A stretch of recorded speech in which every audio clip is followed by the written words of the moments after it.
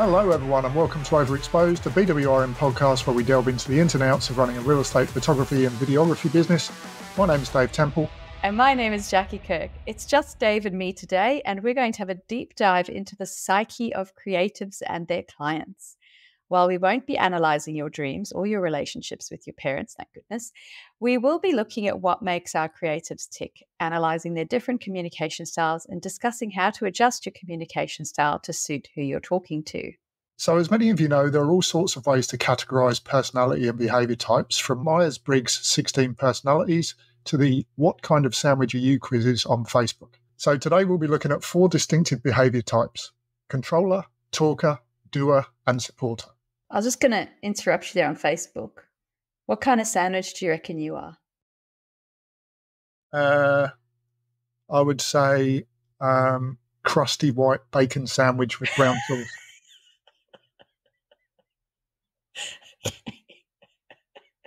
The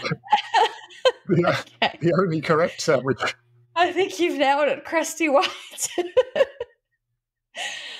Oh, good. I can't follow that. I'm just going to go no sandwich.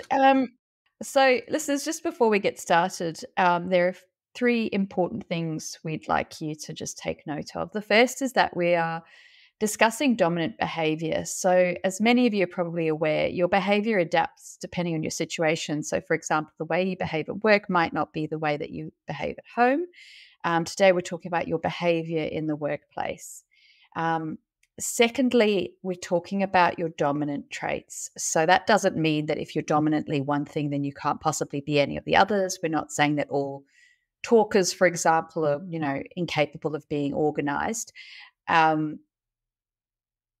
understanding what your dominant behavior traits are is really going to help you identify what you can work on to improve as you develop. The final thing is, as much as we go on, neither Dave nor I have any psychiatric or psychological training. So what we're talking about today, we've learned from experts who do have this training, and we're also applying it based on our experience of growing our own businesses and helping other people's grow businesses over the last 15 years. So don't come at us if we say anything wrong from a really technical, psychological or psychiatric perspective. What we really want everyone to be thinking about is, what are they dominantly good at? What comes naturally to you? What are you going to have to work at? And how is that going to impact your sales techniques, your relationship building, and how you communicate in the workplace? Okay, so now that the disclaimers are over, let's first break down what the 4 behavior types are. So we're going to start by giving you an overview of each type. Pay attention and see if you can think of what your most dominant type is, remembering that this is in the workplace. Dave, why don't we start with controller? Can you tell us a little bit about what's natural and comfortable for a controller? So controllers naturally like being organised. They like being on time for everything, or preferably being early. They like putting everything in the world into its proper place, having everything under control, especially scheduled tasks or travel, planning everything step by step with checklists as backup, doing practical things, hands-on jobs, just getting things done and managing and reducing risks. Sound organised. I'm sure we all know the type. Yes. So practical, careful, organised, meticulous people. So what then would they be uncomfortable with? So they don't like dealing with disorganised people because they see them as undisciplined. They don't like taking risks without a very good reason for doing so, or presumably calculating how big the risk is before doing it. Having to look at big picture 30,000-foot views, having to make last-minute changes, being surprised by anything, trying new things for the sake of it, having to strategize or dream visions, having to think outside the box, or unproven solutions. Cool. So I guess how I often try to figure these out is by looking at possible negative perceptions from others. And in my mind, it's like, what has my husband had a go at me for? So if you're a controller, then your partner or parents or whoever has probably had a go at you for being obsessively tidy or lost in the weeds or having no imagination or being too detailed, too picky, stuck in the old ways of doing things or being too conservative. Now, that's not necessarily true. It's just a conception that other people will have if they are not fellow controllers. These are the people that are ideal to have you with you when you're organising a holiday, for example. These are the guys who are going to have everybody's passport. They're going to know where you have to be. They're going to have already arranged the taxi. They'll know where you're supposed to be going on day one, what your hotel's called. Completely reliable, trustworthy, organised people who just follow processes and follow instructions. These are the people that you really want building your IKEA furniture. So the next type we're looking at is a talker. So talkers are curious, impulsive, playful people. So really comfortable taking risks, especially exciting and intuitive ones. Love surprises, variety, new toys and change. Love visualizing the grand schemes and selling them to others. Big dreamers. Enjoy or don't mind being the center of attention. Enjoy brainstorming ideas and weigh out innovations. Love leading teams on expeditions, being creative, testing the edge and experimenting with new ways of doing things. On the flip side, talkers are uncomfortable dealing with the details and having too many rules and boundaries. They don't like being asked to explain their reasoning in depth, don't like being just one of the team or another member. They like to stand out. Don't love being locked into a day-to-day routine. Quite decisive, get frustrated when people take too long to make a decision. Don't love following step-by-step instructions or always playing by the rules and being part of the status quo. So if you're a talker, and if you haven't already figured it out, that's what I am. Things that I'm accused of by my loved ones are can't focus, being reckless, being too fluffy. I believe Dave has called me fluffy many times. Being an impractical dreamer, being undisciplined, unrealistic, being a bit of a show-off.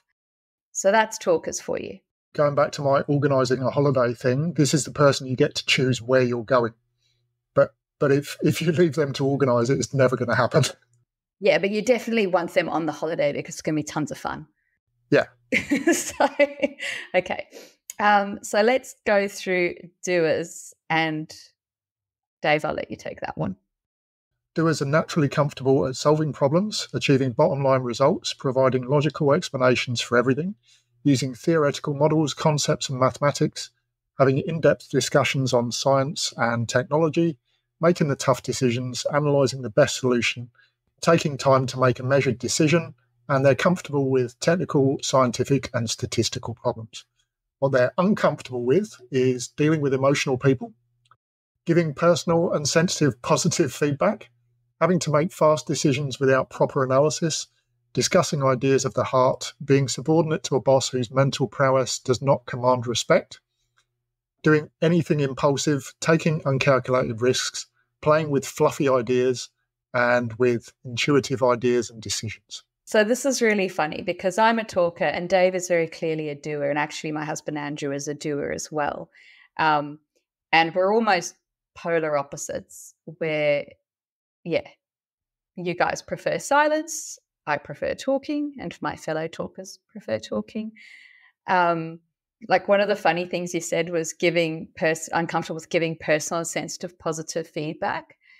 Andrew actually said to me, I told him once years and years ago, I was like, oh, you don't compliment me. And he's like, what's the point? Constructive criticism is much more useful. If I don't say anything, you haven't done anything wrong. Exactly. Consider my silence as quiet approval. Yeah, exactly.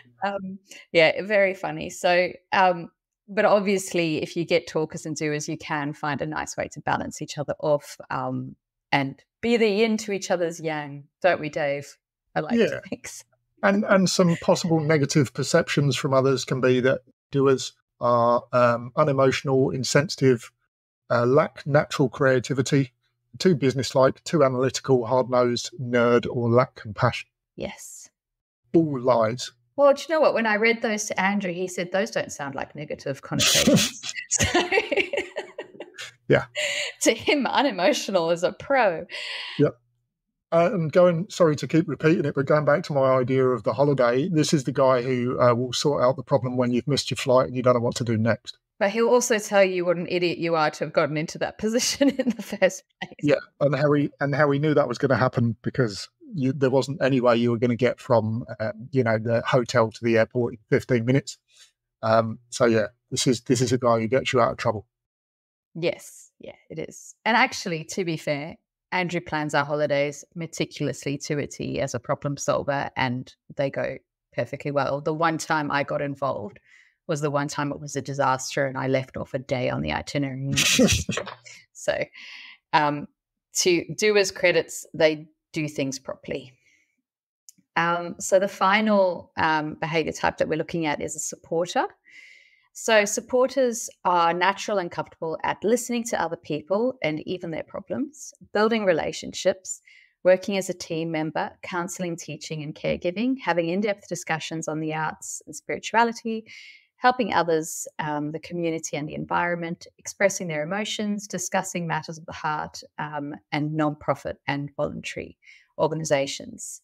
They are uncomfortable dealing with unemotional people who can be seen as cold, hard, or uncaring, giving critical feedback, being treated as a human resource versus a human being, having to put the bottom line ahead of workmates and customers, doing things which might hurt people's feelings, working with non-team players, with analytical problem solving, and working with lots of data and scientific information. So supporters, possible negative feedback on supporters is that they're gullible, that they talk but no action, they're too touchy-feely, too soft on other people, and they can't make hard decisions. So supporters genuinely care. I think that's the nice thing. I think whereas a doer will do the things to make them seem like they care in order to achieve the objective that they have in mind. I'm being quite harsh on doers. And honestly, if you're listening and you're a doer, it's not personal. I'm really just attacking Dave and my husband. I'm sure you're a lovely doer and you're not as bad as I make you out to seem. But yeah, supporters are really genuine, really, really care about the people they work with, which is a huge benefit to them. And we'll go into some examples of doers in our business a bit later. And on our holiday, the supporter is the one who gets the card out of the suitcase that they packed 3 weeks in advance because they knew it was your birthday while you're away, and arranges birthday cake to appear at the restaurant. Yeah.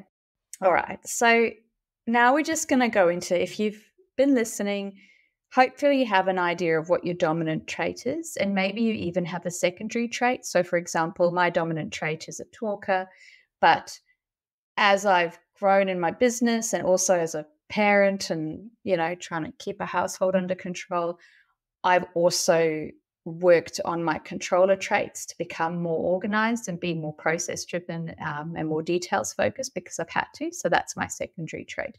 So you might have your dominant trait and then what your secondary trait is. Okay. So now we're going to look at some examples within our business of these behavior types. And we're going to talk about, now that we sort of understand as a whole what your pros and cons are, what are these like in a specific working environment, particularly in our creative industry? What are the things that you would struggle with and what are things that you would do really well? Let's start with talkers and what it's like for a talker in our creative business. So talkers are very good at building relationships and establishing rapport. They're comfortable talking to new people. They're comfortable going into sales meetings, meeting agents. I think talkers are energized by other talkers, and a lot of real estate agents are talkers too. It's a similar sort of industry that people would be drawn to. So it's quite funny. I see a lot of successful real estate agents who are talkers, but then they'll have an executive assistant who is a controller that just kind of manages all the details. And that combination works really well. So talkers, the majority of our members at BWM are actually talkers. And it's the behavior type that tends to succeed the fastest. And this is because they build businesses really quickly because they're impatient and they just get going. They're not sitting there waiting to have all the kind of details ironed out. They just get stuck in, sort of jump and figure out to fly on the way down. Yeah, the sort of stereotypical behaviour, and I'm sure people don't actually do this, but the expectation would be you become a business owner and you just go straight out and start talking to people. You don't have your prices ready. You don't have anything ready. You're straight in there talking to people and trying to, win friends and influence people. Yeah, I guess so. I mean, I was a talker when I did it, and I did have my prices ready and that sort of thing. But I sort of went out, had my prices, but I was able to react on the fly. So whatever was thrown at me, I could kind of handle those questions and just sort of make it up as I went along, and that was quite good. What talkers love about this line of work is the variety. Every day is different. You're not stuck in routine. Yes, you have to do kind of your tasks of approving jobs in the morning, that sort of thing. But I never know what kind of house I'm going to end up at. I'm talking to a different agent to every job, having a chat, having a laugh, and really enjoy that sort of human element. And also talkers are kind of generally quite creative naturally. So that's where it's a lot of fun and you get some fulfillment there. Where talkers will perhaps struggle or need to work on is, like you're saying, Dave, being organized. If you're a talker, things like doing your invoicing and reconciling your invoices at the end of the day might be a pretty boring task that you just put off for later to do something more interesting. Or you might get halfway through it and then kind of get bored and switch on to something else. So, and also making sure that you're actually making money. Just because you're enjoying yourself, it doesn't it doesn't mean that you're running a successful business. So, going back to that organisational side, making sure that you're making money from everything you're doing, and you're not just enjoying yourself and getting nowhere. Exactly, and saying yes, freebies here, freebies there, without realising what it's costing you. We can also be bad listeners. I'm definitely guilty of that. Definitely a pretty bad interrupter. Which means at sales meetings, you might go in and just be so excited about this huge thing that you're selling people and so passionate about it that you're not actually listening to what they need. So stopping and listening is a huge thing that talkers should work on, and it's possible, and that will make a big difference to how their sales meetings go. So if you're a talker and you've just started your business, so this is something that's really interesting. We talk about sales techniques, and in the old days, you think there's one sales technique fits all, everyone follow this process. But what we've learned through the years is that there are lots of different ways to sell your product and to grow your business. And there are lots of different ways that will depend on what you're comfortable with. So, for example, I'm a talker. I'm really comfortable phoning an agent, getting into a sales meeting, taking them for a coffee and just having a chat and building a relationship. Whereas Dave, as a doer, does not love standing in a room full of agents, center of attention, presenting. He's got a different strategy that works with his strengths. So, and we'll get into that when we talk about doers. So I think while we're talking about talkers, the best way to sell is to just get in front of agents, to just build those relationships, get in front of them, call them, have your coffees, do your sales presentations, really work on that energy that you can bring and showing your passion in your work. One of the things, presumably, that you, as a talker, have sometimes realised you've missed out on an opportunity is where you've been talking so much that you haven't realised that someone said something that gives you a way of selling. You've just, because you've been talking at people, you don't listen and realise that you've already won, so to speak. So that must have happened. 100%, and very guilty of making the point, selling the product, and then carrying on for another 20 minutes where I continue to try and sell it. So yeah, knowing when to stop is a big one for talkers. You also get, and I think this is something, I spoke to a lot of talkers at our last conference because we kind of gravitated to each other, but you also, because you're so high energy with people and you're happily spending all day like laughing and joking and chatting and engaged, you can get really exhausted and crash and really need some quiet time as a talker. You go from this high to just sort of needing to hide away in your room and watch Netflix or something and just have like a people detox. And I think that's what a lot of people don't realize. So I think just take it easy and making sure you have a break as a talker is really important, or you're just going to get burnt out, socially burnt out, I guess. I think that's the same for doers, but probably for completely the opposite reason. Yeah, it probably just happens much, much faster for doers. So let's go to controllers next. I think controllers are the second most common personality types in our industry. Why don't we start with an example of someone who's a controller, Dave? Yeah, so we recently spoke to Paige in New Zealand, who is the classic controller. She's very organised, has a list of things that she wants to achieve this year, very task orientated and systematic, likes having everything under control, which is great for agents because, she's going to turn up on time, she's going to be there when she says she's going to be there. In terms of the difficulties of controllers, Jackie, what would you say? I think you could get stuck waiting for everything to be perfect before you dive in, wanting to have every single duck in a row perfect. So where she did really well, and what our members will know from the induction, is we have our weekly time picture, and that basically lays out hour by hour exactly what you need to do in your first weeks of starting your real estate photography, videography business, step by step, what you should be spending your time on, down to, we've even put in your lunch breaks. Paige loved that because that's what she loves. It's just instructions and a list and cool, here's my process, I'll follow it. And she followed it to a T.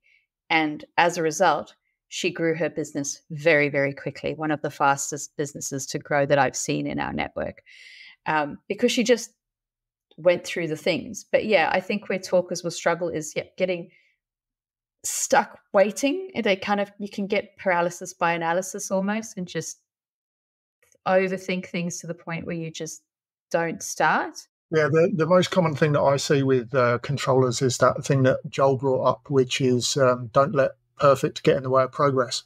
When they come on board and they start up, they take photos to practice, and then they practice again because they're not happy, and then they practice again because they're not happy, and they practice again. And, at some point you've got to go out there and actually do.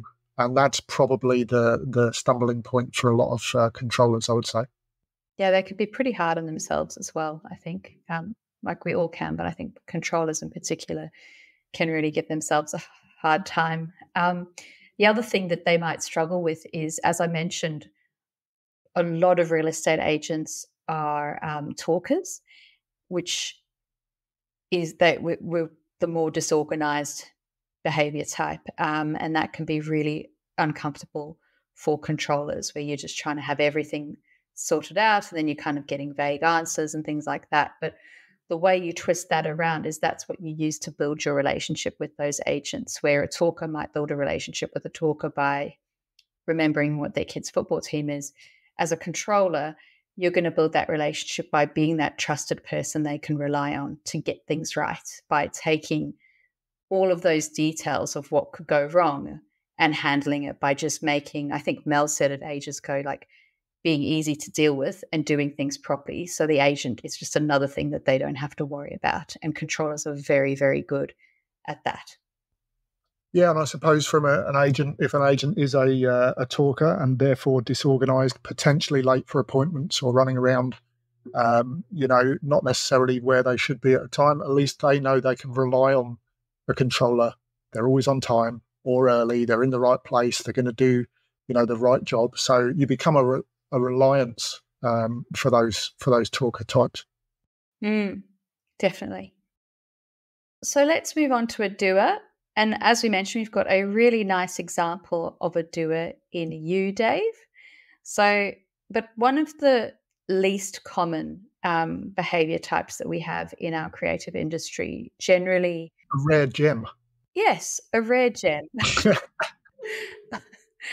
So as a doer, Dave, one of the least common behavior types in our industry, and I think earlier on it said that a doer isn't naturally creative, which I think is a bit harsh, because I think you do get a lot of joy out of creating something that looks amazing. But from what I've seen, just you and I have had lots of conversations about this as we've both developed our video skills and our detail photography skills. I'll kind of look through the camera and go, oh, that looks kind of good. Maybe if I ship that way, and it's sort of intuitive. Whereas you've kind of come up with almost a formula or a process of what looks good. You'll look at something, you'll analyze it, and work out what creatively makes a shot look good like that. Have I explained that all right? Do you know what I mean? Yeah, everything essentially comes down, to me at least, to analysing problems. You're looking at something. How do I make this look good? And then analyse it from that point of view. Whereas you'll just look at something and pull some magic out of the hat. I don't know how, but you do. I have to go through a conscious process of thinking a little bit more of that, a little bit less of this, because, and there's a thought. And I think the reason, or we think, because we've been through this a few times, the reason we're the doers are least common in our industry is because of the sales element. The most uncomfortable thing is talking to people and walking into a new agency and trying to be the center of attention, which you don't want to be, trying to talk to someone, which you don't want to do. But again, you bring it all back to analyzing problems. So the problem is, I haven't got any work. How do I fix that? Well, there's a way of fixing that.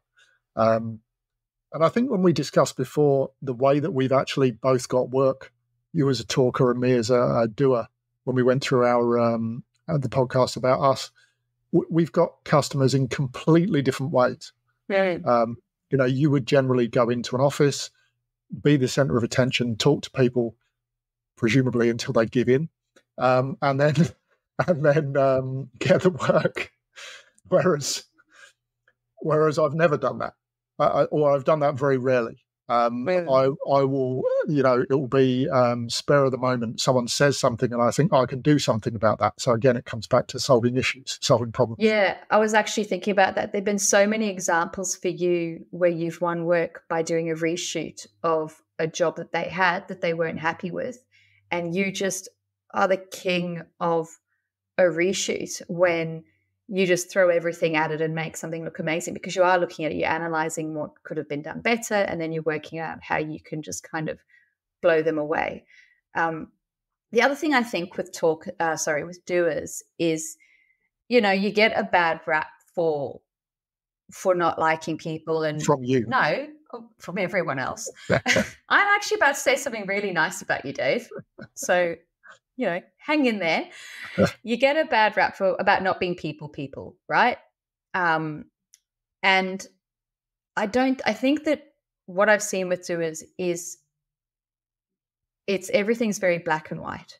There's a deep honesty to you where you absolutely cannot go for gray areas or middle ground, because it doesn't exist. It's yes or it's no, and it's black and white. And that means either you like someone or you don't like someone, but you're also very true to yourselves. It's very difficult for a doer to pretend to be nice to someone, like to hide. If someone has annoyed you, if you think someone's an idiot, which is like the worst possible thing in the world you could be to a doer, it's very hard for you to hide what you think because you are so brutally honest. But on the flip side, when you do then build those connections, and you build those connections with your clients and your teams, those are very solid connections that you build, because once you have that mutual respect, it's very strong and it's very genuine.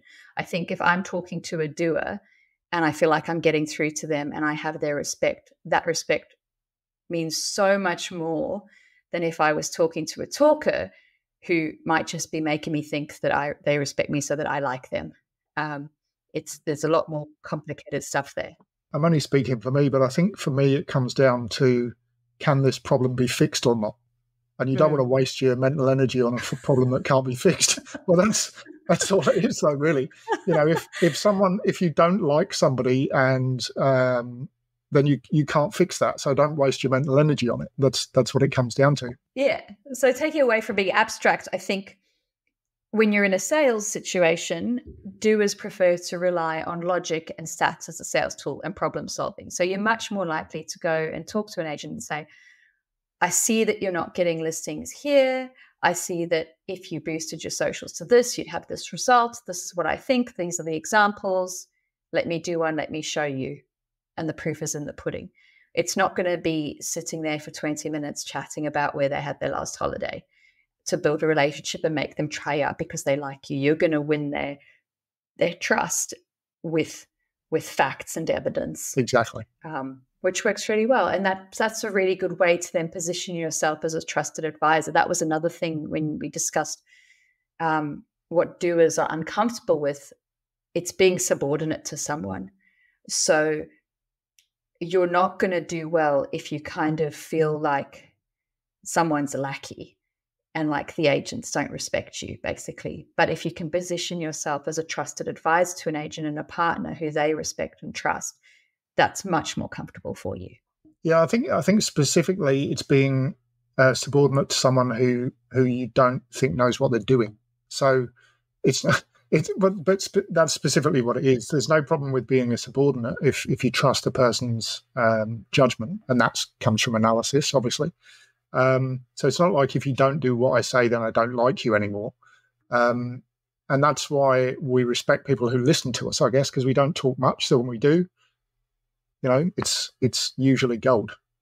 Yeah, but I do think that whether you think someone knows how they're doing is often not necessarily based on whether they know what they're doing, but it's how they communicate. So I know that I might have a point that is really valid, but I might not be able to express it to a doer in a way that makes them appreciate its validity. I might not be able to stand up there with all the facts and evidence and research and details and a PowerPoint presentation with footnotes. I might just say, well, it's this and this, and try and explain it in a touchy-feely. And I know that doesn't do well. That's not enough for a doer. And we might, if we have time, or maybe which sounds to me like we need to do another podcast on something called style flexing. Yeah, exactly. I was about to say we probably don't have time in this podcast, but I think we will do a part 2 where we will talk about that, how to communicate and how to mold your style to talk to other behavior types. But that'll be another podcast because it's a whole other thing. For now, why don't we go on to our final behavior type, which is supporters. Yeah, so supporters, and our example on this one is Sarah, who was on the podcast a way back with her husband, Ben. So Sarah builds incredible long-lasting relationships, and you can go and listen to her podcast for details of that. They're amazing to work with because they genuinely care about doing their best work and will bend over to help their clients. Great listeners, great genuine chit-chat with people. They just need to work a little bit on being assertive. And I guess the classic issue that supporters would have is that because they're doing something for someone in our business, they're doing something for someone, you've got to remember that you need to get paid as well. It's not just a kindness. So that's probably the downside or the thing to watch out for.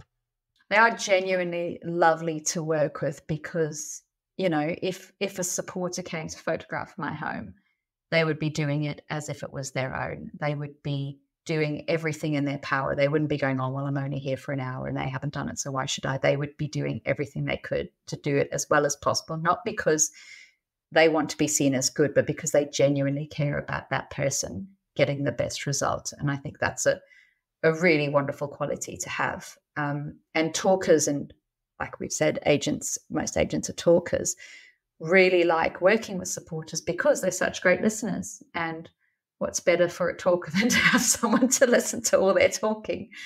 But yeah, going back to Sarah, I think you can just see evidence of those relationships. She was able to run her business in New South Wales remotely from Queensland without losing any clients. Like to be able to have your agents have that much trust and loyalty and care for you is a wonderful thing. Where she did quite well as she was paired with her husband, Ben, who helped with a lot of the sales, and he's sort of a combination of a talker and a controller, I think.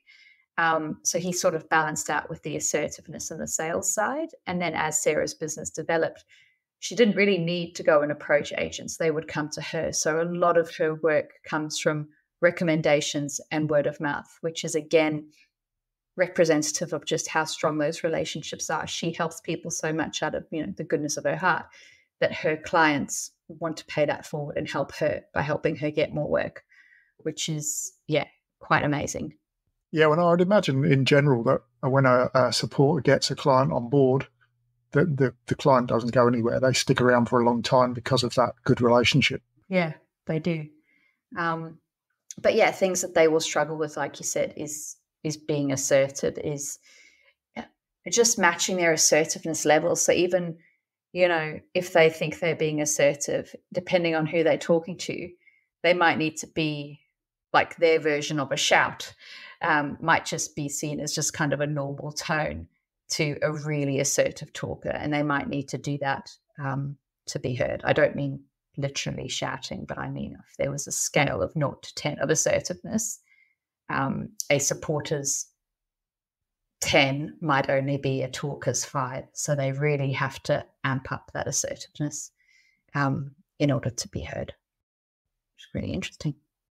So this basically gives everybody who's listening, gives you an idea of what we're talking about when we're talking about these 4 behavior types.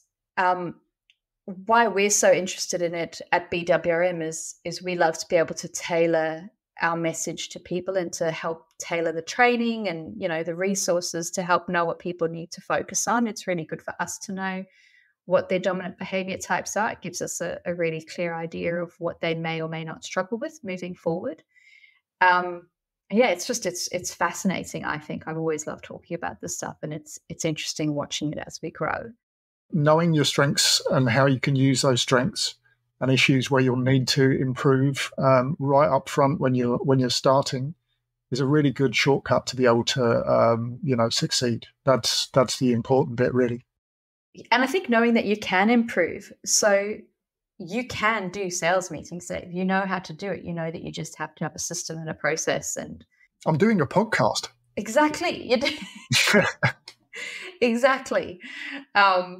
And I know that I can stay on top of my invoicing. Like, I know I can do that. I know I can learn those organizational skills, which I have, and I actually find myself very organized now. But yeah, that's the point. You're not sort of locked into this behavior. You can develop, and that's what we're really interested in helping people do, is to kind of capitalize on their strengths, but then also provide them with really practical ways to improve their weaknesses. So I think we'll probably leave it there for today. That's a lot for people to think about and mull over. And then next time we will come back and we'll talk about style flexing. So that's a really fascinating thing to build on with these behavior type analyses, because like you were saying, Dave, you can't always hang out with your own types, unfortunately. You have to talk to other people, and people communicate in different ways. So once you understand practically and specifically what to do differently, it will make you be heard so much more easily. Yeah, and I think it reduces the stress of not knowing what to do. It gives you a way of growing yourself and growing your business by understanding what your customers are doing and why they are as they are, what you can do to move forward with a relationship. And we got some great examples of that we can talk about next time. So I'm really looking forward to it. Good stuff.